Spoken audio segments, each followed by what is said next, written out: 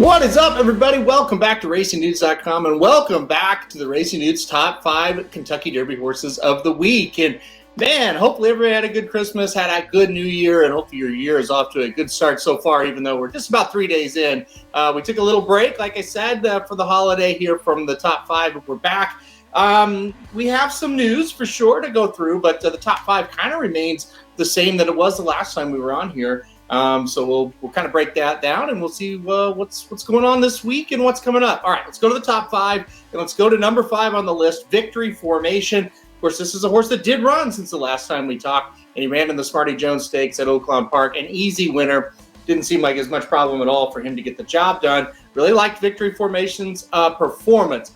Look, I think he might be kind of a grinder, kind of a horse that gets out to the lead and just going to go a little bit, longer or faster than anybody else in the race. I don't think it's a bad thing, obviously, at all. I think he's going to get better as the distances get longer.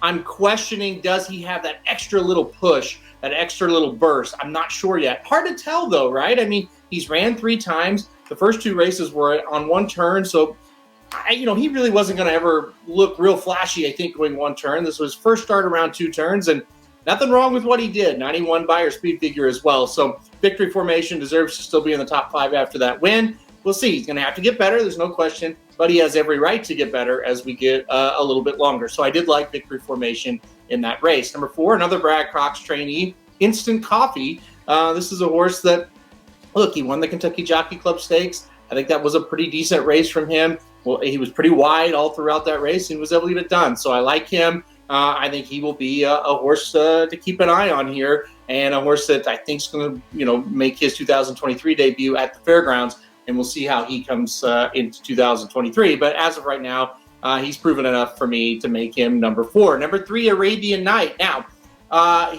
we do have some Arabian Knight news. He was not nominated for the Sham Stakes, which was very surprising to me. I definitely thought Arabian Knight would run in that race. I thought it was a really good spot for him to make his next start. What does that mean? Well, in horse racing, a lot of times we just have to speculate. You don't get a lot of news on, why a horse is doing this or that. He did have a workout December 30th, and it was fine.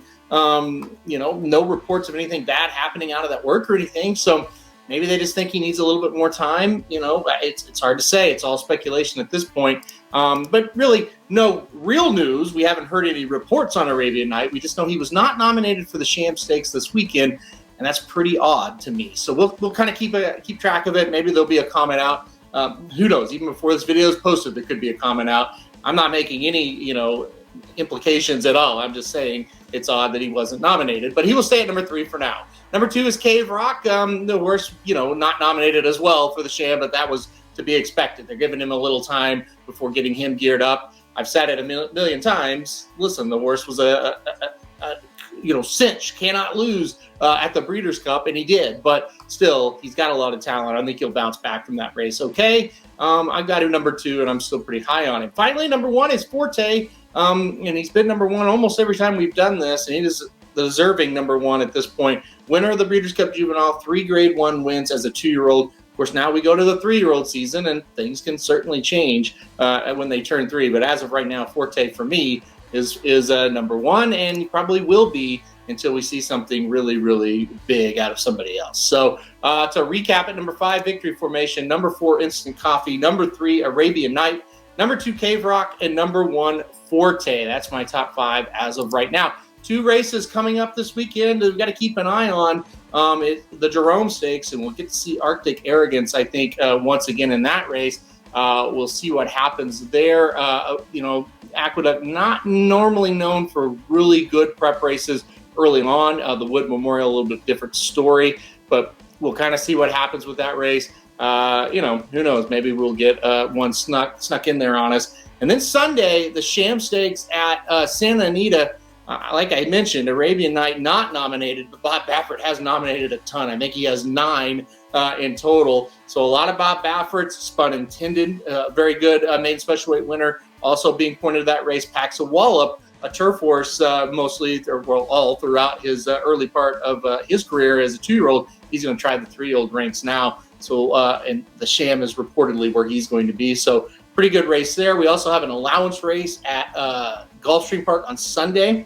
the feature race of the day has some really nice runners in it, some horses that are right there. Like, okay, we saw a good maiden. Now we see one more good performance.